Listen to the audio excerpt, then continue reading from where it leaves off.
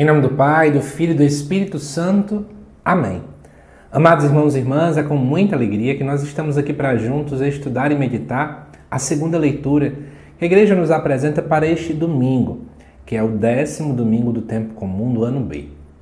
O vídeo da primeira leitura e do Evangelho já saíram. Eu convido você, inclusive, a assisti-los aqui no canal, porque eu vou tentar, na medida do possível, estabelecer profundas relações entre eles e a segunda leitura, tá certo?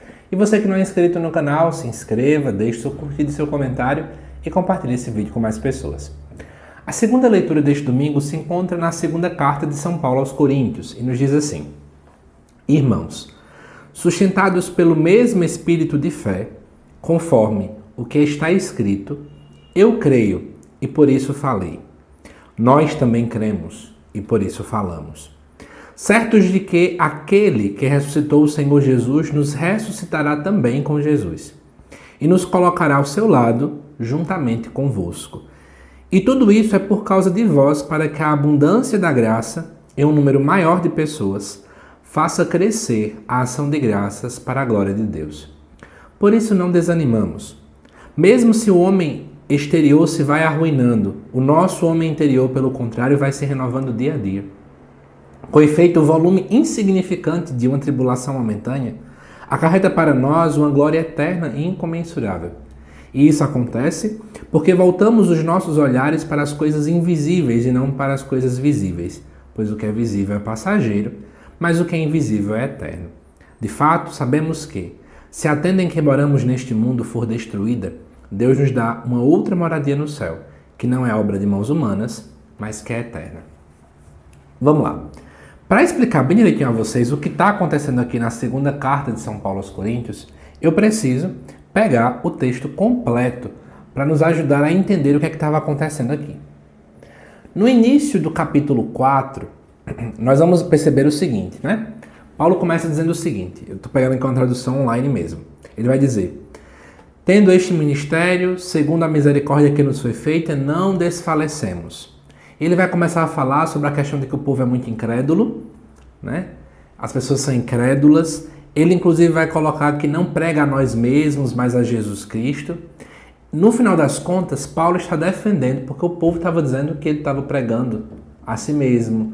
Muitas pessoas estavam, de fato, desconfiando do ministério de Paulo. Então, esse contexto da leitura de hoje entra nessa esteira aí. É uma continuidade, inclusive, da segunda leitura do último domingo, onde Paulo falava sobre a questão de nós sermos um tesouro em vasos de barro.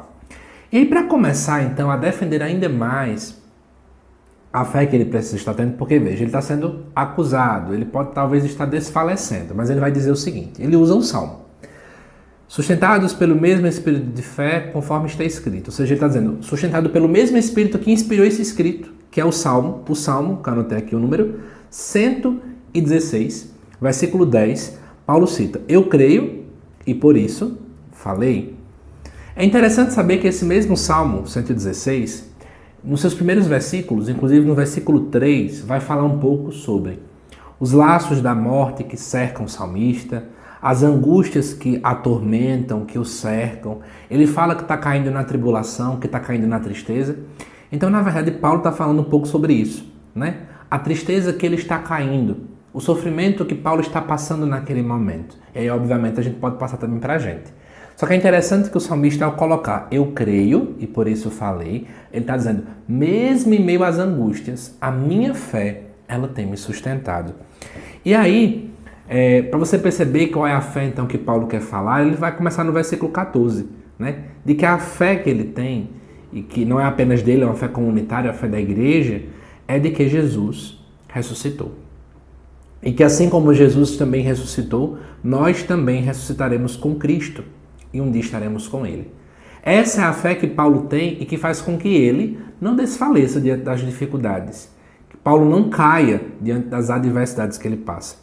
E ele vai dizer assim, tudo isso que ele passa, né, é por causa de vós, para que a abundância da graça em um número maior de pessoas faça crescer a ação de graças para a glória de Deus. A gente pode estender aqui para todo mundo, né? Tudo aquilo que nós passamos é para que a graça seja ainda maior. E aí Paulo diz, não desanimamos.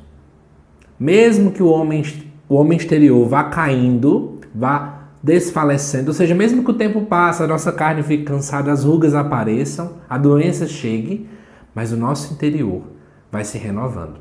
Aqui eu não quero que você entenda que Paulo está fazendo um dualismo entre carne e espírito, como acabava pregando aí os platonistas, né? De que uma coisa é a carne, outra coisa é o espírito. Não é esse o foco. Na verdade, Paulo está querendo dizer o seguinte, né? Que mesmo que as coisas temporárias, elas vão passando, né? Porque o nosso corpo ele é passageiro, né? A nossa saúde é passageira, o nosso rosto, a nossa beleza, enfim. Mas nós estamos nos pegando naquilo que é eterno. E é esse o foco. Não se apegar naquilo que é efêmero, aquilo que é passageiro. Ele vai dizer, com efeito, o volume insignificante, olha isso, a palavra que ele usa, o volume insignificante de uma tribulação momentânea acarreta uma glória eterna e incomensurável. Paulo está fazendo uma brincadeira com a matemática, né? Ele usa volume, que é uma medida matemática, diz que é insignificante, então é praticamente zero, e ele diz que isso acarreta, gera na gente uma glória que é incomensurável. A palavra incomensurável na matemática é algo que eu não consigo medir. Então olha que discrepância, né? Do zero para algo que é infinito. Algo que eu não consigo medir mesmo que eu tente. Paulo quer fazer esse jogo, né, de antíteses aqui para poder mostrar o quanto não se compara a glória do céu para o nosso sofrimento presente. Então eu não posso desistir. Eu não posso, diante das minhas dificuldades, diante da minha cruz, querer desistir. Eu não posso só porque, sei lá, alguém olhou para mim com cara feio, alguém disse que eu não sou capaz, ou por causa de algum problema que aconteceu na minha caminhada, eu não posso desistir só por causa disso. Porque a glória do céu é infinitamente maior. E aí, o próprio Paulo continua.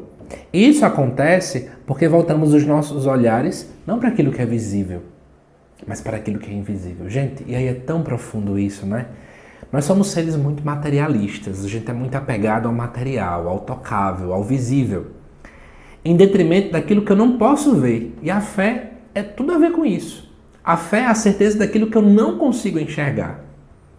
E nós precisamos nos apegar naquilo que eu não consigo ver. Eu ainda não vejo Deus cumprindo suas promessas, mas Ele vai cumprir. Eu ainda não vejo a graça de Deus se manifestando, mas eu sei que ela vai acontecer. Então eu ainda não vejo muita coisa, mas eu sei que Deus está no controle. Entende o que eu estou pontuando? Amados irmãos e irmãs, a gente precisa se apegar àquilo que é eterno, à eternidade. A nossa vida tem que ser uma vida trilhando para o céu. E aí vamos fazer agora a ligação perfeita com a primeira leitura e com o Evangelho. Na primeira leitura nós vimos aí Adão e Eva no paraíso e eles foram se apegar àquilo que era visível. Uma fruta, né? Um fruto. Porque eu queria poder ter conhecimento das coisas. Eu queria talvez poder ver aquilo que é invisível. Ao invés de poder me apegar no Deus que obviamente estava ali, né? Claro que o texto é um antropomorfismo, eu falava sobre isso na primeira leitura, mas a presença de Deus que é escondida, eu troco por aquilo que é presente, que é claro como a tentação, que ela é claríssima na nossa frente. E aí, por causa de tudo isso, eles cederam para aquilo que era visível, aquilo que era efêmero, aquilo que era passageiro. E aí você já sabe o que aconteceu. A mesma coisa a gente olha para o Evangelho. Infelizmente, o povo que estava acusando Jesus, sejam seus familiares, sejam os religiosos, não estavam vendo além. Eles estavam apegados, né? As famílias apegadas porque parece que não tinha comida suficiente. Para o povo religioso, apegado apenas a um legalismo da lei, eles acabaram esquecendo de olhar muito mais além, ao ponto de nem enxergar a presença de Deus em Jesus, que era o próprio Deus que estava ali, o Verbo encarnado. Eles não conseguiam enxergar. Por quê? Porque estavam apegados àquilo que é passageiro. Quanto mais eu me apego àquilo que passa rápido, menos espaço tem na minha mente, na minha visão, para que eu enxergue aquilo que é passageiro. Sabe? É mais ou menos isso que a gente tem que entender. Vou dar um exemplo bem simplório. Imaginemos que eu colocasse aqui nessa parede um pingo, né? Uma gota de tinta aqui preta. E aí talvez vocês que estão aqui no vídeo passassem o tempo todo no vídeo olhando pro pingo, né? Eita, ó, tem alguma coisa suja, enfim. Que inclusive tem algumas coisas sujas mesmo aqui na parede, mas não vem ao caso. E o que acontece? Você foca tanto naquele pingo de tinta, que é passageiro, porque uma hora eu vou ver, eu vou limpar, que você esquece de olhar para a parede toda, que é eterna. Então a gente foca em algo que é muito pequeno, em detrimento daquilo que é gigante. A gente não pode fazer isso. E aí Paulo continua, de fato. Sabemos que se a tenda em que moramos nesse mundo for destruída, ou seja, um dia quando a gente morrer, Deus vai nos dar uma outra moradia no céu, que não é obra de mãos humanas, mas é que é eterna. Amados irmãos e irmãs, hoje a segunda leitura deste domingo ela nos fala do céu. É interessante, né? O contraponto. A primeira leitura nos mostra o ser humano indo contra o céu, indo contra a vontade de Deus. No Evangelho a gente percebe que Jesus alarga a família. Jesus vai dizer, não precisa apenas de laços sanguíneos, né? Não era apenas aquele povo que vivia da dinâmica judaica, mas a família de Jesus é aquele que faz a vontade de Deus. E agora a segunda leitura meio que nos presenteia. Se eu quero saber, né, o que acontece com aquele que é da família de Jesus, aquele que faz a vontade de Deus, Paulo nos diz. Você que faz parte da família de Jesus, você que acredita na ressurreição, você que busca fazer a vontade de Deus, o seu presente é o céu. Porque você buscou em sua vida não se apegar àquilo que é passageiro, àquilo que é efêmero, mas você se apegou com aquilo que é eterno. E aí eu quero finalizar este vídeo lembrando de uma frase de Santa Teresinha do Menino Jesus. Tão nova, mas uma profunda teóloga. E ela disse uma frase simples, mas que contém uma riqueza tão grande. Ela diz assim: a alegria do céu é uma alegria que não tem nuvens. Repito. A alegria do céu é uma alegria sem nuvens. É uma alegria que não tem nuvens. O que é que ela está querendo dizer com isso? É que observa a beleza, por exemplo, de um céu que não tem nuvens. Aquele azul magnífico. Imaginemos agora a presença de Deus como o sol que irradia a nossa alma.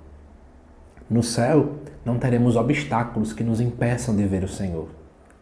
No céu não teremos obstáculos como a dor, como o pecado, como o sofrimento, como as angústias, como a depressão, como tantas realidades que a gente enfrenta. Mas é como acontece com um pássaro que voa muito alto. É preciso arriscar. É preciso ir além. É preciso sonhar com o horizonte. Senão você, para sempre, nunca vai dar um voo alto. Você vai permanecer aqui, fincado aqui. E você vai estar preso àquilo que é efêmero, àquilo que é passageiro. É preciso olhar para o alto. É preciso os olhos fixos no Cristo. Os olhos fixos na eternidade. O desejo de que em tudo na minha vida eu faça visando o céu. Eu quero amar porque eu quero ir para o céu. Eu vou fazer caridade porque eu quero ir para o céu. Eu vou buscar mudar de vida porque eu quero ir para o céu. O céu é a nossa meta. Não existem outras metas, mas é a meta principal de um cristão, é ir para o céu. Porque repito o que Santa Teresinha do Menino Jesus falou, porque lá é uma alegria sem nuvens. Que Deus te abençoe, amado irmão e irmã, te aguardo nos próximos vídeos aqui do canal. Até mais!